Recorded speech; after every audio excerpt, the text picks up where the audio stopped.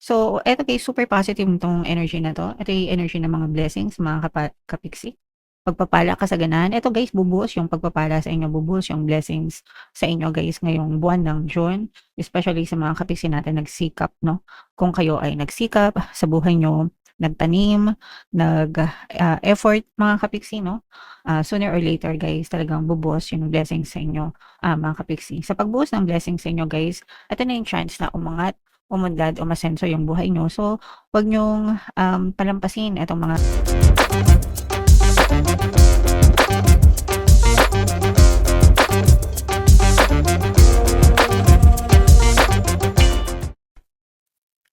hello guys, hello Capricorn, welcome back to Pinoy Pixie Tarot. Ang pamagat ng episode natin for tonight is monthly horoscope guys para ngayong June para sa Capricorn, Sun, Moon, Rising Sign, and Venus. Sa dulo ng video guys, magkakaroon tayo ng yes or no pick a card reading. Ito yung deck na gagamitin natin guys. Pwede kayo magtanong ng isang tanong answerable by yes or no, tapos titingnan natin yung sagot ng tarot sa inyo. So unahin natin tong deck na to guys. Ito yung mga angel messages para sa inyo ngayong buwan ng June. So, meron tayong forgiveness, guys, no?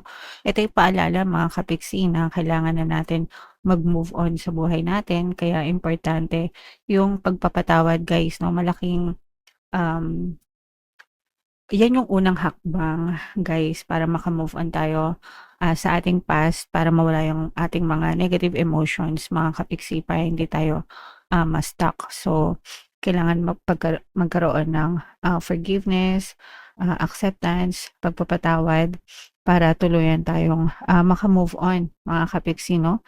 Sa mga negative na nangyari sa buhay natin, guys. Okay? Alright, so yan yung first message para sa inyo, Capricorn. Another message for you guys. Perfect timing. So, June na guys, no? Ito na yung perfect timing para sa inyo, para gawin niyo yung mga bagay na gusto niyo. Kung nag-atubili kayo, kung di kayo makapag-isip before, mga kapiksi, parang right now, pinupush kayo ng inyong mga gabay na this is the perfect time for you. So, kung ano yung gusto mong gawin or kailangan mong gawin, gawin mo na. Wag mo nang ipagpaliban pa, kapiksi. Okay? Alright, and another message for you guys. Helpful people. So, ibig sabihin nito guys, may mga taong tutulong sa iyo, sa paligid mo. Yung mga tao na yan, galing din yan kay universe, mga kapiksi, no? Si universe din yung nagdadala niyan sa inyo guys. So, again, wag lang kayo magpatumpik-tumpik pa. Ito na yung tamang panahon para gawin niyo yung mga bagay na gusto niyo, yung mga tulong na kailangan niyo, dadating din sa inyo, mga kapiksi. So, shuffle natin to guys. Hanapin natin yung energy ng Capricorn. Habang sinashuffle natin to, panoorin nyo muna yung video natin regarding sa ating paano mag-manifest ng abundance video course.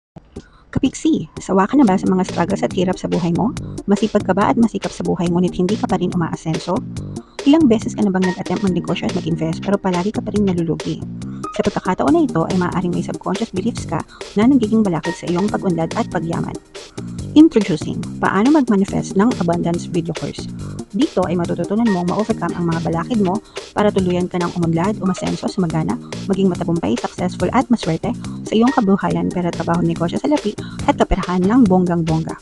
Dali, mag-send na ng email sa pinoypixitaro@gmail.com at simulan na ang iyong pagyaman ngayon. Alright, so sa lahat ng gusto mag-avail ng course guys, mayroon tayong paano mag-manifest ng abundance video course, paano mawala ang third party, at magkaroon ng harmonious na relationship, paano pabalikin si ex or vice breakup. Sa mga interesado guys, mag-send lang kayo ng email sa pinoypixitaro@gmail.com. And sa mga naghahanap ng pampaswerte guys, mayroon tayong money shaker jar. Ito yung guys, no, super liit na bote pero super effective at saka super powerful guys. At saka ito, so ito yung ating WhatsApp number, chat na lang ako dyan sa mga gusto mag-avail. And yeah, so yung pampaswerte na yan guys, marami yan success stories. Pwede yan pampaswerte sa kabuhayan, pera, trabaho, negosyo, salapi, life in general. Capricorn, kayo ay represent ng King of Pens. Meron ditong presence ng Earth sign, Aquarius, Gemini, Libra. For some of you, maaaring may air element kayo sa inyong natal chart or you may be dealing with another earth sign. By the way guys, bago natin basahin yung spread nyo, unahin ko muna ito, nakalimutan ko kanina. Ito yung love message or love advice, no? Para sa love life nyo ngayong June, mga kapiksi. Nakalimutan ko kanina, sorry. So, unahin muna natin para tuloy-tuloy tayo. So, ito yung love message or love advice. Ito yung image ng card nyo, mga kapiksi. Deep in your heart, you already know the answer. Do what feels right. So, alam niyo na guys, minsan nasa in denial lang tayo, mga kapiksi, no? Kumbaga parang alam niyo naman talaga kung ano yung gusto niyo gawin sa love life niyo. Alam niyo naman kung ano yung gusto niyo maging decision, pero minsan dinedeny lang natin, 'di ba? So, kung ano yung feeling mo na tama para sa iyo, makakabuti para sa iyo sa relationship, gawin mo, mga kapiksi. Basta wag kayong, ang mali lang naman sa relasyon guys is yung nakikiapid ng aagaw ng jowa ng may jowa, 'di ba? Kahit sabihin niyo na mahal niyo yung jowa, pero kung inagaw niyo, wag niyo nang ituloy. Yung pakikiapid, no? Kasi immoral 'yon, mga kapiksi. Okay? Pero kung wala ka namang inaapakan na ibang tao, mahal mo naman, mahal ka naman, 'di ba? Kung ano yung nasa puso mo, sundin. Okay? So, yan yung love message para sa inyo, guys. Okay, so ituloy na natin yung ating reading, mga kapiksi. So, eto guys, super positive itong energy na to. Ito yung energy ng mga blessings, mga kapiksi. Pagpapala, kasaganahan. Ito guys, bubuhos yung pagpapala sa inyo, bubuhos yung blessings sa inyo guys ngayong buwan ng June. Especially sa mga kapiksi natin nagsikap, no? Kung kayo ay nagsikap sa buhay nyo, nagtanim, effort, mga kapiksi, no?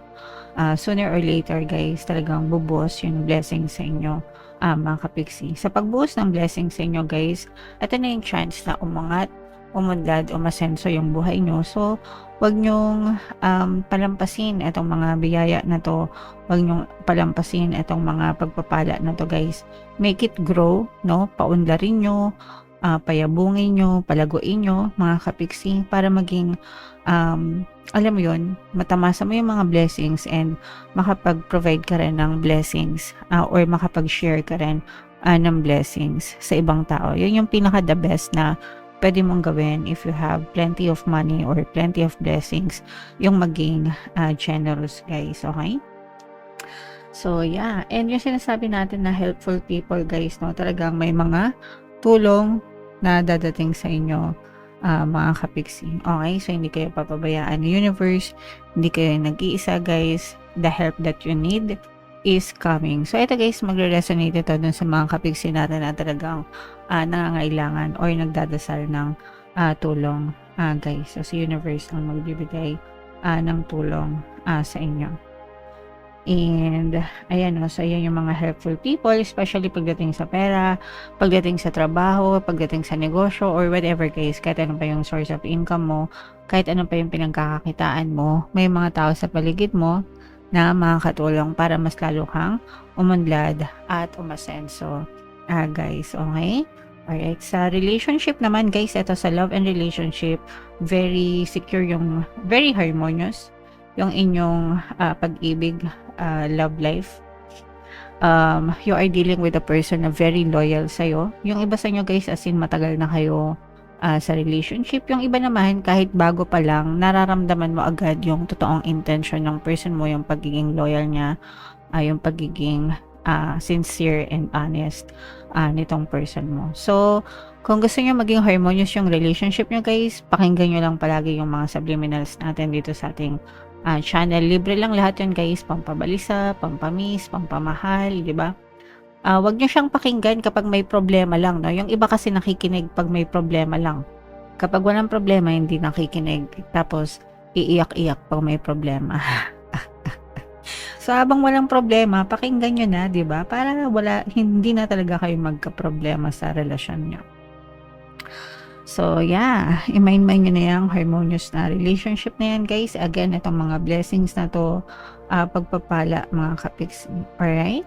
Okay, so what else? Ito naman, guys, dito meron nakikita tayo na nagpapahirap sa inyo, mga kapiksi, no?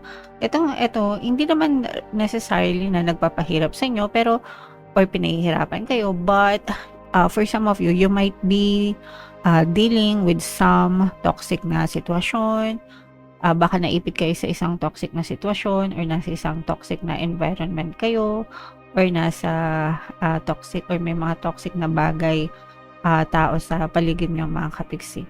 So, itong mga toxic na to guys, most of the time, pwedeng sa ano yan, sa mga trabaho, no? Kung toxic yung mga boss nyo or yung mga katrabaho nyo, mga kapiksi, or toxic yung culture or yung environment, especially guys kung if you are dealing with ibang lahi, yung mga OFW na ibang lahi, no? Minsan mahirap silang pakisamahan, ganyan.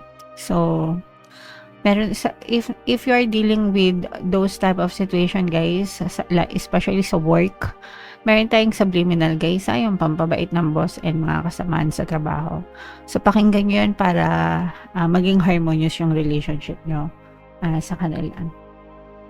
And ito yung sinasabi natin na healing guys, no? Very important talaga yung magkaroon ng forgiveness, mga kapiksi, para tuluyan na maging ma-okay kayo and makomplete yung inyong healing process guys, no? Kasi without forgiveness, hindi kayo totally mag-heal. So, doon yan nagsisimula sa forgiveness. Pero, work in progress ka na, ibig sabihin nandun ka na, naghihilom ka na. So, ituloy-tuloy nyo lang yan hanggang sa maging ma-okay kayo. Again, subliminal sa ating channel. Meron tayong Ho'oponopono and self-love na subliminal. Pwede nyo pakinggan para makumpleto yung inyong healing, mga kapiksi. And ito guys, merong bagong opportunities na pwede kayong subukan. It's either business or some kind of hobbies. Malaki yung potential nito or malayo yung potential. Ibig sabihin, malayo yung pwede nyo marating. Malaki yung potential na to if in case na sisimulan nyo siya or itatry nyo sa buhay nyo, guys. Okay? So, try and try lang until you succeed. Hindi nyo naman malalaman yung resulta talaga hanggang hindi nyo sinusubukan.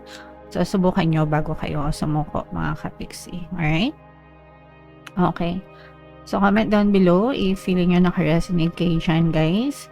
Yung mga magaganda dito, especially itong blessings na to, guys, no? Mga pagpapala, harmonious relationship, yan. I-mind nyo na sa comment section. So, ito na yung ating yes or no pick a card reading, guys. Sabi nga kayo ng malalim. Tapos, itanong nyo sa isip nyo yung tanong na gusto nyong malaman for June. And then, pili kayo ng isang card, guys. Ito yung card 1, card 2, card 3. Kung card 1 ang napili mo, ang sagot sa tanong mo ay yes. Kung card 2 ang napili mo, ang sagot sa tanong mo ay yes. And kung card 3 ang napili mo, ang sagot sa tanong mo ay yes. So, puro yes naman, mga kapiksi. Alright, so comment down below if naka-resonate kayo for more tarot readings, guys. Ito yung playlist nyo. Ito naman yung ating success stories ng paano mag-manifest ng abundance video course. Panoorin itong video natin, guys, about money shaker jars. Thank you for liking, sharing, and subscribing. See you next time. I love you all. Have a nice day. Bye-bye.